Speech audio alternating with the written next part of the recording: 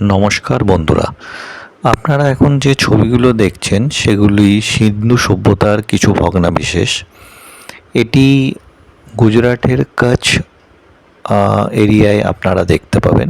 ধোলাভিরা বলে একটা শহর এটা। এটা প্রায় ৫,০০০ বছর আগে এই শহরটা ছিল এবং এখানে লোকজন ৫,০০০ বছর আগে বসবাস করতেন। এটি প্রথম এখানকার লোকাল লোকজন ১৯৬০ সালে দেখতে পান। যদিও এটি অফিসিয়ালি বলা হয় যে ১৯৬৮ সালে জেপি যোশী, যিনি এএসআই এর একজন মেম্বার ছিলেন, তিনি এটা আবিষ্কার করেন।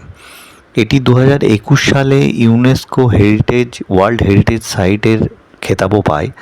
তো যদি আপনি কোনো দিন গুজরাট ঘুরতে যান এবং কচ্ছ এ যাবার আপনাদের কোনো প্ল্যান থাকে, তাহলে অবশ্যই এই সিন্ধু সভ্যতার এই নিদর্শনটি আপনারা দেখে আসবেন।